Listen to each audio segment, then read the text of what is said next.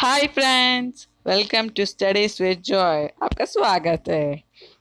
हमने last lecture में science one, ninth standard science one chapter number 2 work and energy start किया था। वो पार्ट 1 था। आज हम लोग पार्ट 2 में कंटिन्यू करेंगे। Before starting, please like and subscribe my channel and also press the bell icon button so that you get the first notification and also share it with your friends. जिन लोगों ने part 1 नहीं देखा वो पहले उसे देख ले, उसके बाद ये पार्ट 2 देखे तो फिर आपको अंडरस्टैंडिंग में इजी होगा। ये मैंने आगे का कंटिन्यू किया है, तो पहले आपको वो पार्ट 1 मिल जाएगा मेरे चैनल में।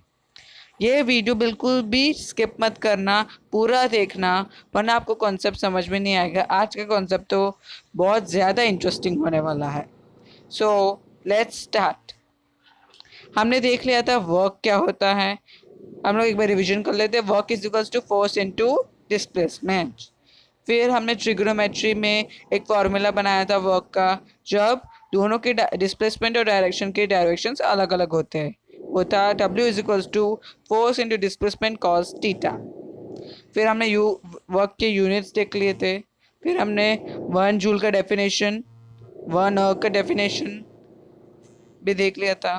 रिलेशनशिप बिटवीन 1 जूल एंड 1 अर्ग। 1 जूल इज इक्वल टू 10⁻⁷ फिर हमने टाइप्स ऑफ वर्क देखे थे, positive, negative and zero work. हमने उसके कुछ एग्जांपल्स भी देखे थे।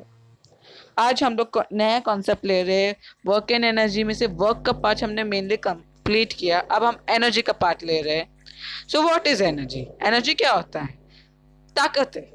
ताकत को हम लोग एनर्जी बोलते हैं। सो हम इसे इस तरह डिफाइन करते हैं, the capacity of a body to perform work is called its energy. आपकी ताकत आपकी एनर्जी है, तो आपकी कैपेसिटी, एक परफॉर्म वर्क करने की आपकी कैपेसिटी, काम करने की कैपेसिटी को हम लोग एनर्जी बोलते हैं। आप कितना काम कर सकते हो? Your father can walk 100 metre but you can walk 200 metre. क्यों? क्योंकि आपकी एनर्जी ज्यादा है आपके फादर से। तो that was an example. So that is energy. Energy is the capacity of a body to perform work is called its energy. The units of work and energy are the same. Work और energy के units same होते हैं. So energy का भी unit in SI system is joule and और energy का unit CGS system is erg. Energy exists in various forms like mechanical energy, heat energy, light energy, sound energy, electromagnetic energy, chemical energy, nuclear energy and solar energy. Energy के बहुत सारे forms हमने lower standards में पढ़ चुके होंगे आप। तो ये बहुत सारे फॉर्म्स होते हैं, उनसे वो कन्वर्ट होता है। तो 2 types of mechanical energy are potential energy and kinetic energy. Mechanical energy के 2 टाइप्स होते हैं, काइनेटिक एनर्जी और पोटेंशियल एनर्जी। और ये चैप्टर में हम लोग काइनेटिक एनर्जी और पोटेंशियल एनर्जी के बारे में डीपली समझने वाले हैं। तो चलो देखते हैं। यह एक मैंने एनर्जी का बहुत ही ब्यूटीफुल एग्जांपल लिया है। अर्थ में सोलर एनर्जी दिख रही है, लाइट एनर्जी दिख रही है और कई एनर्जीज दिख रहे हैं। अब types of energy, types of mechanical energy, not types of energy. Types of energy बहुत सारे होती है, लेकिन ये टाइप्स ऑफ मैकेनिकल एनर्जी है। So this is types of mechanical energy. पहला आ जाता है काइनेटिक एनर्जी और दूसरा है पोटेंशियल एनर्जी। हम लोग उनके बारे में डिटेल में पढ़ने वाले हैं, तो चलो देखते हैं। So what is kinetic energy? बहुत ही सिंपल है। जो the energy which an object has because of its motion is called as kinetic energy. एक ऑब्जेक्ट के ऊपर आपने फोर्स लगाया, अब वो मोशन में एक रेस्ट में था, उसके ऊपर आपने फोर्स लगाया तो अब वो मोशन में आ जाता है। अब जो ये मोशन में है तभी उसके पास एक एनर्जी आ जाती है, वो उस एनर्जी को काइनेटिक एनर्जी बोलते हैं। वो एनर्जी उसे कैसे मिलती है? जो ऑब्जेक्ट उसे स्ट्राइक करता है, अगर सपोज एक कार दूसरे कार को हिट करती है, तो जब वो हिट करती है एक कार जो मोशन में है, वो आकर एक कार जो रेस्ट में है उसको हिट करेगी, तो जो कार रेस्ट में थी वो आगे फोर्स के कारण आगे बढ़ेगी। तो जब वो मोशन वाली कार के पास काइनेटिक एनर्जी था, क्योंकि वो मोशन में थी, वो आई और उसने दूसरी कार को हिट किया और वो काइनेटिक एनर्जी उसको ट्रांसफॉर्म हो गई और वो आगे चला गया, रेस्ट से वो स्टेट ऑफ मोशन में आ गया, और जो स्टेट ऑफ मोशन में जो कार थी वो वहां पर रेस्ट में हो गई। तो ये एक एग्जांपल था काइनेटिक एनर्जी का। The work done by a force to displace a stationary object through a distance s is the kinetic energy gained by the object। तो जो वर्क डन होता है, क्योंकि वो एक फोर्स लगाने के बाद डिस्प्लेसमेंट होता है, तो वो जो बीच में मोशन में जाता है, वर्क डन और kinetic energy is equal. Kinetic energy is equal to work done on the object. आपने काइनेटिक एनर्जी के हिसाब से वर्क डन होता है, क्योंकि जब आप फोर्स लगाते हो और वो मोशन में जाता है वर्क, तभी वो डिस्प्लेस होगा, तो वो मोशन वाली एनर्जी है kinetic energy. That's why they both are equal. एक एग्जांपल ले लेते, मैंने दिया है काइनेटिक एनर्जी का। A girl is swing on a swing, so she is going up, so उसके पास काइनेटिक एनर्जी है, वो मोशन में है। So just remember that anything in motion has kinetic energy. अब हम लोग देखते हैं पोटेंशियल एनर्जी। ये उसका उल्टा है, थोड़ा सा डिफरेंट है।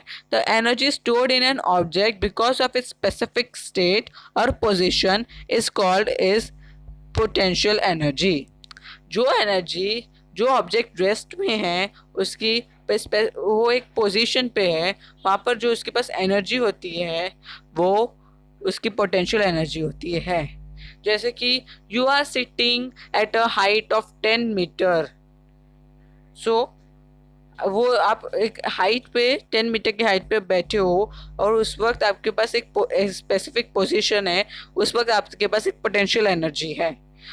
अब पोटेंशियल एनर्जी हमेशा कन्वर्ट हो जाती है काइनेटिक एनर्जी में। पोटेंशियल एनर्जी इज रिलेटिव, मतलब पोटेंशियल एनर्जी हर एक के हिसाब से अलग अलग होती है। For every one it is different, it's not the same. जैसे कि मोशन रिलेटिव होता है, वैसे ही पोटेंशियल एनर्जी को भी हम लोग रिलेटिव बोलते हैं। मैं एक एग्जांपल देख लेते हैं।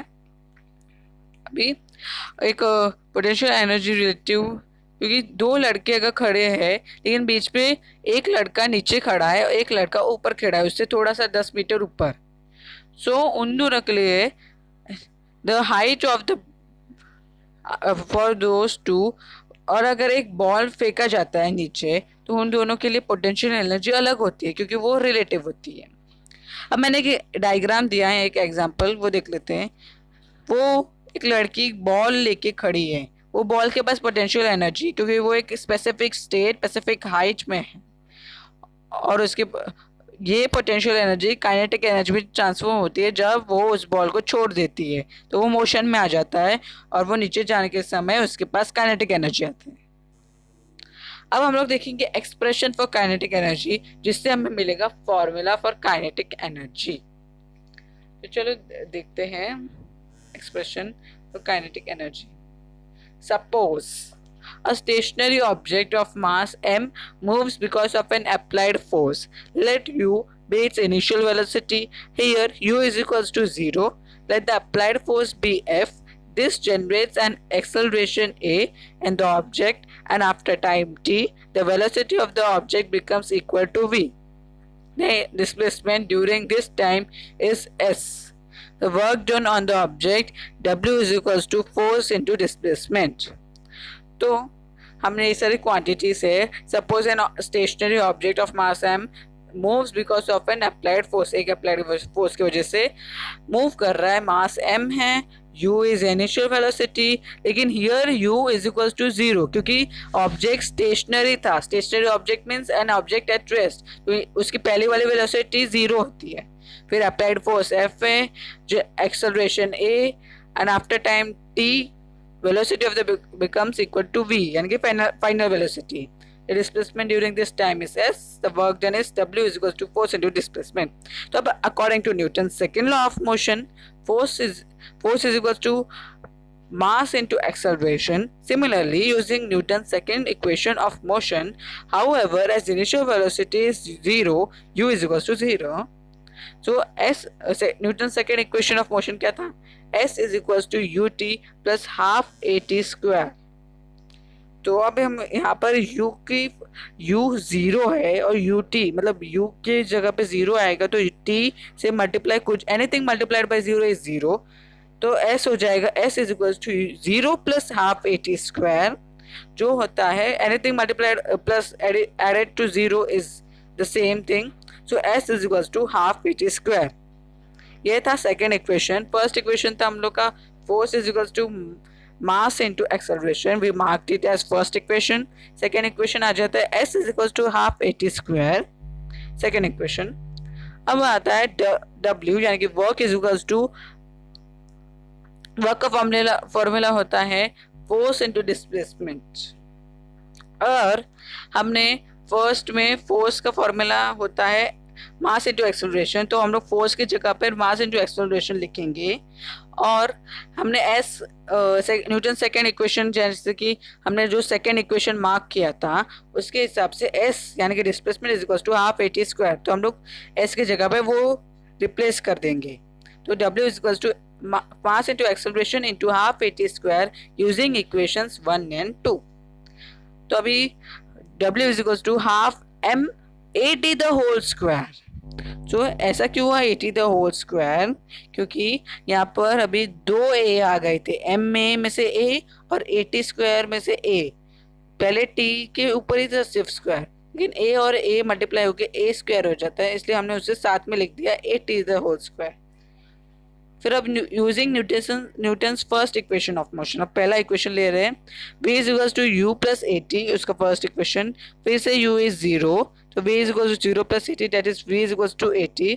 अब हम लोग दोनों साइड्स में स्क्वायर कर रहे हैं, तो squaring both sides, v square is equals to 80 square. अब हम लिखेंगे उसे इक्वेशन नंबर 4 ऐसे मार्क करेंगे, v square is equals to 80 square. अब w is equals to half mv square, यानी कि वर्क, क्योंकि हमने थर्ड एंड फोर्थ को मिक्स किया है इक्वेशन. कैसे? W half M V square इसलिए हुआ क्योंकि हम लोग को पहले थर्ड इक्वेशन में था W is equal to half m 80 the whole square, लेकिन हमने यहाँ पर फाइंड आउट किया कि v square is equal to 80 the whole square as the four equation. तो हम लोग ने 80 द होल स्क्वायर की जगह पे m v स्क्वायर लग दिया, v स्क्वायर डाल दिया. तो the kinetic energy gain by an object is the amount of work done on the object. हमने पहले ही देख लिया था कि kinetic energy is equal to work. फिर kinetic energy is equal to half M V square. तो हमें फॉर्मूला मिल चुका है काइनेटिक एनर्जी का, वो है half M V square. Now we will see the formula for potential energy, that is the expression for potential energy. देख लेते हैं. To carry an object of mass m to a height h, potential energy में हम लोग एक acceleration की जगह पे ग्रेविटेशनल फोर्स यूज करते हैं, और मेनली पोटेंशियल एनर्जी में हाइट होती है, जैसे कि हम लोग स्पेसिफिक स्टेट बोल रहे हैं. To carry an object of mass m to a height h above the earth surface, a force equal to mg. Here g is the gravitational force. तो फोर्स हो जाता है, फोर्स का फॉर्मूला होता है m इंटू एक्सेलरेशन, लेकिन potential energy के लिए एक्सेलरेशन की जगह पे ग्रेविटेशनल फोर्स रखते हैं, तो वो हो जाता है mg. has to be used against the direction of the gravitational force. The amount of work done can be calculated as follows. Work is equals to force into displacement. Work is equals to mg into h. यहाँ पर displacement s नहीं है क्योंकि यहाँ पर एक height है, इसलिए हम लोग उसे h रखते हैं. तो w is equals to mgh. और potential energy is also equal to work. क्यों? देखते हैं. The amount of potential energy stored in the object because of displacement is equals to potential energy is equals to mgh, यानी कि जहाँ पर m mass है, g gravitational force और h height है. सो हम लोग को फॉर्मूला मिल गया पोटेंशियल एनर्जी के लिए भी. What is the formula? mgh, mass into gravitational force into height. एक बात ध्यान रखना, जब एक क्वेश्चन में ग्रेविटेशनल फोर्स नहीं दिया होता तब हम लोग ग्रेविटेशनल फोर्स को कंसीडर करते हैं 9.8 मीटर पर सेकेंड स्क्वायर. मीटर पर सेकेंड स्क्वायर क्यों? क्योंकि वो एक्सेलरेशन की जगह पे है, तो हम लोग 9.8 कंसीडर करते हैं. लेकिन तब जब ग्रेविटेशनल फोर्स की वैल्यू नहीं दी जाती। जैसे कि एग्जांपल ले लेते हैं, 500 kg water stored in the overhead tank of 10 metre high building, calculate the amount of potential energy stored in the object. इसमें हमें ग्रेविटेशनल फोर्स की वैल्यू नहीं दी, तो हम लोग उसे कंसीडर करेंगे G = 9.8 मीटर पर सेकेंड स्क्वायर। अब हम लोग देखते हैं ट्रांसफॉर्मेशन ऑफ एनर्जी। एनर्जी हमेशा ट्रांसफॉर्म होती ही रहती है हर अलग अलग फॉर्म्स में। Energy can be transformed from one type two another. एक एग्जांपल ले लेते हैं। For example, the exploding fire crackers convert the chemical energy stored in them into light, sound and heat energy. सभी को पता है फायर क्रैकर्स, पटाखे, वो जब बर्न हो की जाती है तभी वो अपने आप को लाइट भी निकलती है, साउंड भी आता है और वो गर्म भी हो जाते हैं। तो वो अपने, और उनके अंदर ये सब क्यों होता है? क्योंकि केमिकल एनर्जी उनके अंदर पहले से होती है। उसके बाद हम जब उन्हें बर्न करते हैं तब उनमें से लाइट निकलती है, साउंड निकलता है और हीट एनर्जी, यानी कि वो गर्म भी हो जाते हैं। तो वो अलग अलग 3 फॉर्म्स बताते हैं। तो ये ट्रांसफॉर्मेशन है। मैंने बहुत अच्छा डायग्राम दिखाया है, वो भी दिखा रहा है। Let's study the diagram. Electrical energy, mechanical energy है, लाइट एनर्जी है, केमिकल एनर्जी है, साउंड एनर्जी है, हीट एनर्जी है। तो सब इंटरचेंज होता रहता है। इलेक्ट्रिकल एनर्जी और मैकेनिकल एनर्जी में देख लेते हैं। इलेक्ट्रिकल एनर्जी से मैकेनिकल एनर्जी में इंजन और फैन चलता है, और मैकेनिकल एनर्जी के जनरेटर को इलेक्ट्रिकल एनर्जी चलाता है। इलेक्ट्रिकल एनर्जी से हीटर चलता है, हीट एनर्जी का, और हीट एनर्जी से थर्मोकपल, थर्मोकपल मतलब it is a sensor use to measure temperature, चलता है। इसी तरह ट्रांसफॉर्म होता रहता है। Heat energy is transform into electrical energy. फिर लाइट एनर्जी, यानी कि solar cell, photo electric cell, वो सब इलेक्ट्रिकल एनर्जी में ट्रांसफॉर्म होता है। फिर इलेक्ट्रिकल एनर्जी का इलेक्ट्रिक लैम्प, वो लाइट एनर्जी में ट्रांसफॉर्म हो जाता है। फिर केमिकल एनर्जी का प्राइमरी सेल, प्राइमरी सेल मतलब can not recharge, ordinary cell, वो इलेक्ट्रिकल एनर्जी में ट्रांसफॉर्म हो जाता है। और इलेक्ट्रिकल एनर्जी का secondary cell which can be recharged, वो केमिकल एनर्जी में ट्रांसफॉर्म होता है। साउंड एनर्जी का माइक्रोफोन इलेक्ट्रिकल एनर्जी में ट्रांसफॉर्म होता है, और लाउड स्पीकर इलेक्ट्रिकल एनर्जी से साउंड एनर्जी में ट्रांसफॉर्म होता है। ओके, ये सब डिफरेंट ट्रांसफॉर्मेशन है। अब हम देख रहे हैं law of conservation of energy. There is a law, let's see what is the law states. Energy can neither be created nor destroyed. It can be converted from one form into another. Thus the total amount of energy in the universe remains constant. तो energy ना ही create किया जा सकता है और ना ही destroy किया जा सकता है। वो सिर्फ कन्वर्ट होता है एक फॉर्म से another. Thus, the total amount of energy in the universe remains constant. The total amount of the energy in the universe remains dash constant. वो हमेशा constant रहता है। Total amount of energy is always constant in the universe, क्योंकि energy ना ही बनाई जा सकती है ना ही डिस्ट्रॉय की जा सकती है, वो सिर्फ ट्रांसफॉर्म की जा सकती है। That's why the total amount of energy in the universe is constant. मैंने एक एग्जांपल भी दिया है, देख लीजिए। एक पेंडुलम है, हाईएस्ट पॉइंट ऑफ स्विंग से मैक्सिमम काइनेटिक एनर्जी तक, फिर मैक्सिमम काइनेटिक एनर्जी से मैक्सिमम पोटेंशियल एनर्जी तक। तो ये हमेशा घूम रहा है, लेकिन इसकी टोटल एनर्जी नहीं बदलेगी, इसकी एनर्जी उतनी की उतनी ही रहने वाली है। तो दैट इज, वो एक एग्जांपल था पेंडुलम का। अब हम लोग आगे देखते हैं, टोटल एनर्जी का फॉर्मूला देख लेते हैं। Total energy remains constant at any point. Okay, total energy is equals to kinetic energy plus potential energy. Okay, अब हम नेक्स्ट कॉन्सेप्ट आता है फ्री फॉल का। Free fall, what is free fall? An object falling solely SOLELY under the influence of gravitational force is said to be in free fall or to be falling freely. एक object सिर्फ ऊपर से नीचे गिर रहा है, वो भी एक ही फोर्स के इम्पैक्ट में वो, और कोई फोर्स उस पर नहीं काम कर रहा, वो एक फोर्स होता है ग्रेविटेशनल फोर्स, उसे बोलते हैं फ्रीली फॉल कर रहा है वो, मतलब उसे फ्री फॉल बोलते हैं। जैसे कि मैंने एक एग्जांपल दिया है, one human is falling from a height into the water, लेकिन उस वक्त उसके पास सिर्फ ग्रेविटेशनल फोर्स ही उसके ऊपर एक्ट कर रहा है, no other force is acting on it, so that is a free fall. हम लोग का लास्ट कॉन्सेप्ट है पावर। पावर तुम लोग की क्षमता है। Power is the rate at which work is done. तेरे you have more power, he has more power than me.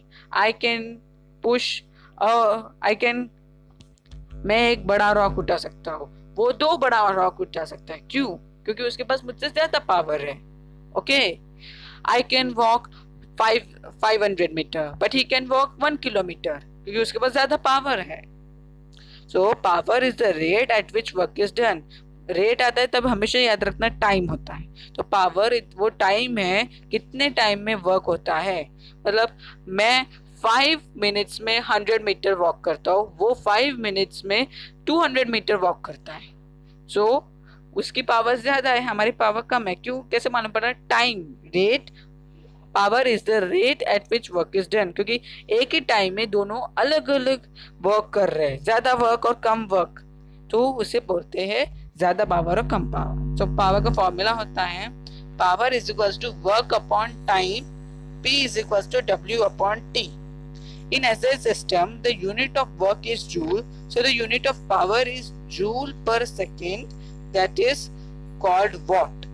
Watt ये नाम, ये यूनिट पावर के लिए आया, एक साइंटिस्ट जिसने पावर के लिए यूनिट दिया था उसके ऑनर में है, whose name is James Watt.